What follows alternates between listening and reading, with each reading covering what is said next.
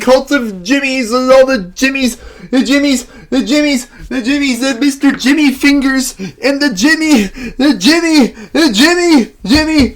everywhere. There's a Jimmy here and a Jimmy there, and you get a Jimmy, and you get a Jimmy, everyone gets a Jimmy. There's so many Jimmys. The Jimmys! They're coming with the zombies, and Ray Fiennes, and the kids, and the Jimmys, the Teletubbies,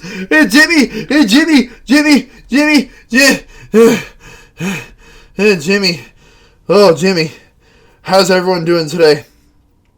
It is I, the Great Derposaurus, and here's my present to all of you this Martin Luther King Day.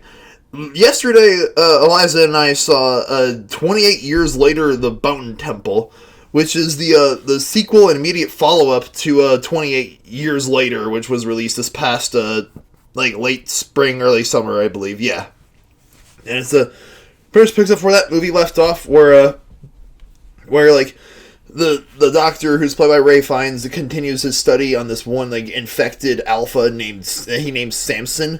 And it follows the kid from the last movie, too, as he joins a cult of Jimmys. I'm not joking. Literally, all these guys who wear blonde wigs in the movie, their names are just Jimmy, right? And this video is going to be two things. The first part is going to be my review of 28 Years Later, The Bone Temple. And the second half is going to be, my top 5 favorite movies of 2006. I've been doing these types of videos ever since 2019, when I did, my top 5 movies that turned 10 that year for all the my favorite movies of 2009. Yeah, so keeping that tradition up, Iron Man Films turning 20 years old this year with 2006, but more on that later. Right now, let's talk about 28 Years Later, The Bone Temple, which is I was almost gonna put this in my most anticipated films of the year list, but I decided not to because I only had 9 spots for the films I was looking forward to the most. And besides, this movie had a January release date, so I knew I didn't have to wait long into the year to see it. Anyways, and this is gonna be the second part of this 28 Years Later trilogy, and I gotta say, I actually liked this one more than 28 Years Later. Which is saying a lot more than you might think it does. Especially for a January release date, because January is notorious for being that month where studios just shoot out their crappy movies, especially crappy January horror movies. I gotta say, I think this and Primate this year were hey, I think 2025 is looking for it's gonna be a solid year for horror movies from what it looks like, because this film does everything that 20 Years Later did right, but even fleshed out the characters more, and there's even a lot more humor throughout this film. My girlfriend and I were seeing it, and we were honestly laughing quite a bit throughout the film, because the characters do some very, very, again, not going into spoilers, but some very strange things, and it had a very interesting soundtrack too. And I was just watching, we were just sitting there in the theater watching on screen, and it's just oh my gosh, this seems so out of place for such a dreary end of the world rage virus infected setting, but for whatever reason it works.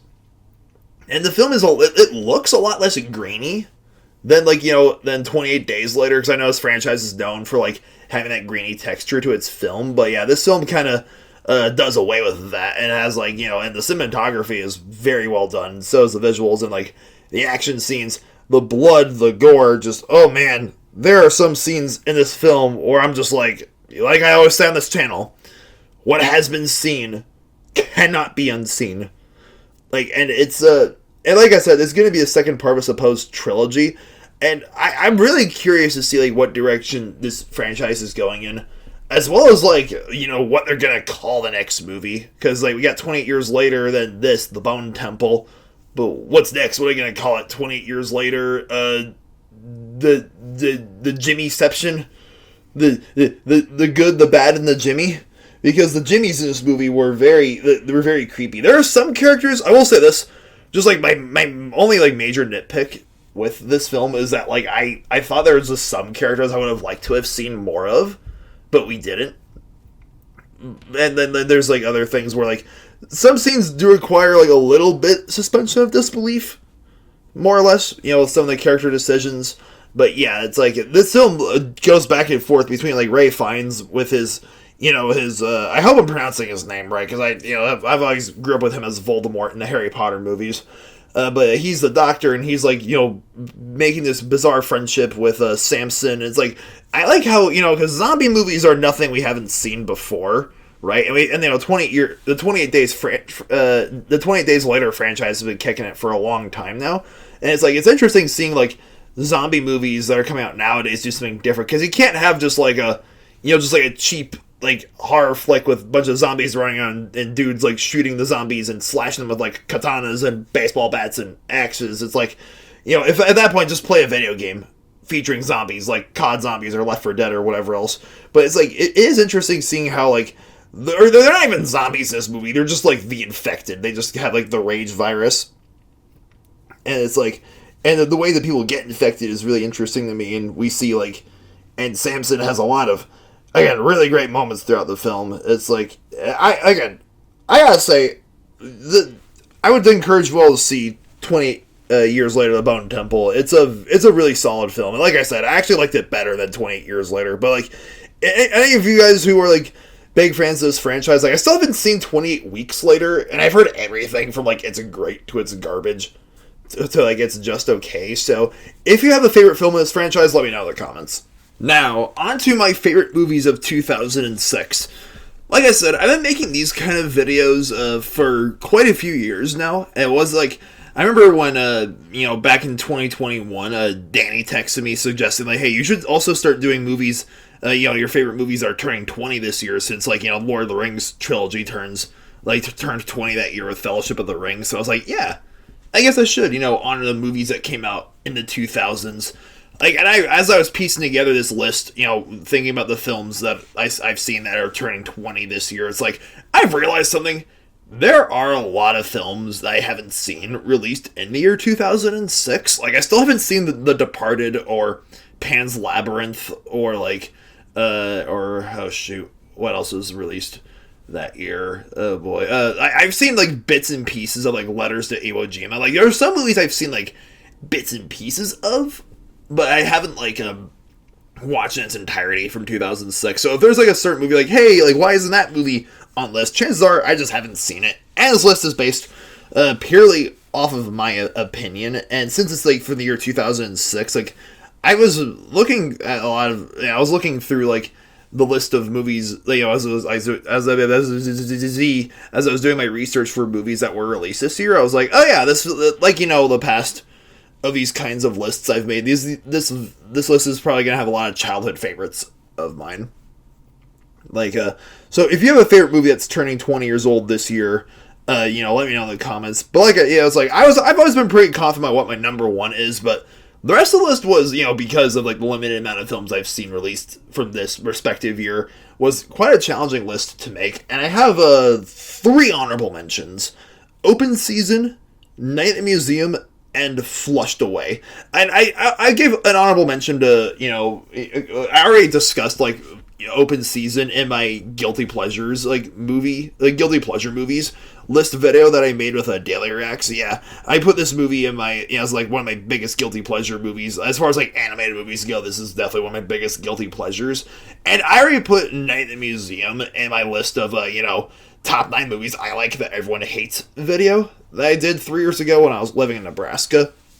Because when I made that list, I'd already explained it in my Guilty Pleasure movies list video, and I'll say it again here. It's like, when I made that list, 3 years ago, like, the movies I dislike that everyone loves and the movies I like that everyone hates, like, I realized I have so many Guilty Pleasure movies that could have been a list on its own. So yeah, I included Night Museum in that video, and I included Open Season and, the more recent video. And Flushed Away, I haven't watched this movie in years, but I've been a huge DreamWorks fan ever since I was a kid, and, like, I remember seeing this movie in theaters, And it's like two rats and get flushed down the drain of the subway, and they go on zany adventures. And the main antagonist is a frog, and he like wants revenge on the rat the whole time. And it's just like, yeah, just peak DreamWorks. I love DreamWorks. Yes. But anyways, on to the main list. My number 5 spot for favorite movies of 2006 goes to Pirates of the Caribbean, Dead Man's Chest, the second film in the Pirates of the Caribbean franchise, with Johnny Depp as a super iconic Jack Sparrow. I remember this movie scaring the hell out of me when the first time I watched it. Like, I remember we watched it like on our bus ride to a ski trip, and there's that opening scene when like there's ravens just eating dudes' eyeballs out. My eyes! Like, oh my gosh, that scene terrifies. Like, why are the ravens pecking out dudes' eyes? This this movie's PG-13, but damn, that was scary. And the motion capture scenes with with Davy Jones, the Squid Boy. This movie won the Oscar for best visual effects. And I remember like loving the hell out of the Kraken in this movie as a kid. Like, the scenes that had the Kraken like destroying boats and whatnot. Yeah, it was a good time all around. Yes. And now, I didn't see Dead Man's Chest in theaters back then because I think my parents wouldn't, figured I was, like, still too young to see PG-13 movies, in theaters at least. But I did see Cars in the theater. That takes my number 4 spot. I know Cars is often, like, considered one of the worst out of all the Pixar movies. It's definitely not as bad as its sequel, Cars 2, which I remember enjoying the one time I saw that movie in theaters back in middle school. But, like, a lot of people really hate Cars 2, but I digress. Cars 1, on the other hand, I'm going to stay on this hill. I think it's a really solid film. Owen Wilson does a great job with voicing Lightning McQueen. I know a lot of people really don't like Larry the Cable Guy voicing Mater, but it's like, this film does have, like, a really neat message of just, like, enjoying life's detours, because, Lightning McQueen starts off as, like, a jerk at the start of the film, but then like he befriends Mater, he meets this like pretty blue girl car, and he makes it to the race by the end of the movie, but he learns a lot about himself along the way, and I really liked seeing the progression in the race car. And oh my gosh, the toys! This movie was like, I know this movie low-key exists to sell toys, but there's a lot of other Pixar movies that like have a lot of toys attached to them, so who cares, I guess. And my third favorite movie from 2006 is Ice Age 2: The Meltdown. Now, I know a lot of people will say that, like, Ice Age: The Meltdown is, like, the best Ice Age film in the entire franchise. I can see why they say that. My personal favorite is still the first Ice Age movie from 2002. But Ice Age: The Meltdown is a pretty close second. Like, I like how it added more characters. Like, Manny realizes he's not, like, the last mammoth left with when he meets Ellie and her two, like, adoptive, like, opossum brothers, Crash and Eddie. And that scene with, they see the other herd of mammoths coming towards them, and that score. Oh! The score at the end of that movie. And, of course, the animation with, like, the titular meltdown, like, all the ice melting and those two prehistoric, like, sea reptile things hunting after him the whole time, and the swimming animations, and of course, you got Scrat the Squirrel. Just like, I'd say, like, my Ice Age rankings, like I said, the first film was my favorite, this being a close second. Ice Age Dawn of the Dinosaurs was mid. I remember liking it. I remember enjoying it when I saw it in theaters with my family back in the day. It's a decent movie, I guess. Ice Age 4 Continental Drift was like, eh. And then Ice Age Collision Course, the 5th film. Oh boy. That travesty turns 10 years old this summer. We don't talk about that. Oh my gosh. Anyways, my second favorite film from 2006. Changing gears a bit away from, like, the kids' movies and, childhood favorites. I'm picking Blood Diamond as my second favorite movie from 2006. I remember watching this movie for the first time in my human rights class that I had my sophomore year of high school.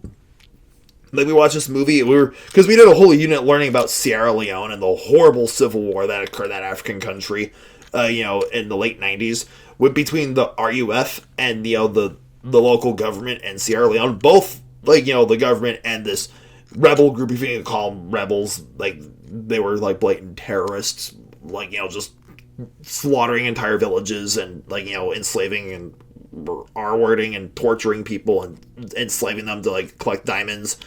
and buy them from the market. It's like, yeah, this film isn't directly based on like any real any real people. It's not like based on a true story. It's like historical fiction. Like Danny Archer, Leonardo DiCaprio's character in this movie, and the Jamin Honsu, I think is how you pronounce his name. I always butcher it, so forgive me if I did. But yeah, he plays like, the dad from like one of the local villages in Sierra Leone who's just trying to get to his son who's been captured by the RUF, and is like, and there's so much social commentary throughout this film on like where we get our diamonds from, and the lengths that we are willing to go to get jewelry, and like the human rights violations and the using child soldiers and just, oh my gosh, this film pulled no punches to showcase the Sierra Leone conflict. It's rated R, and for very good reason. Like, that's like, yeah, just, it's not an easy film to watch, but it's definitely worth watching for like the commentary and the performances, and just like and its depiction on like, real world issues that are still, unfortunately, relevant to this day. Now, like I said, this was a tricky list to make, mostly for my 5 through 2 parts and what films I want to include as honorable mentions, but I never had a doubt in my mind of what my favorite film of 2006 is, and my favorite film turning 20 years old this year is Casino Royale. If I'm not mistaken, this was the first Bond film with Daniel Craig as James Bond. Like, this film, like, the James Bond franchise, like, this was the James Bond that I grew up with, Daniel Craig as Bond, and yeah, like, he is my second favorite Bond actor. First being Sean Connery, which I think it's kind of blasphemy not to put Sean Connery as the best Bond, because he's, well, the one who started it all. And there's like any list of greatest film franchises of all time is just incomplete without James Bond. Which I know Daniel Craig's run with James Bond ended after the last movie back in 2021, but still, it's like so many really gripping action scenes and great performances and a really tight script. I love the part where Judi Dench. Hold on. Oh shoot! Not my. Wait. Am I gonna sneeze? No, never mind. I thought I was about to sneeze for a split second. My bad. But yeah, like, there's this great scene where Judi Dench tells James, she's like, arrogance and self-awareness don't go hand in hand. That's kind of stuck with me ever since. And Eva Green plays the love interest, the Bond girl in this film. And that's my favorite Bond girl right there, because I love Eva Green. She's one of my favorite actresses. And yeah, I gotta rewatch this movie now. It's like, it's I mean, I don't know if it's like my personal favorite James Bond film. I think, actually, no, it is. Like, Skyfall is definitely up there for me, too, and I haven't, like, and just, I have a lot of respect for this franchise, and just, like, all the different actors who've played Bond over the years, like, and I mean, but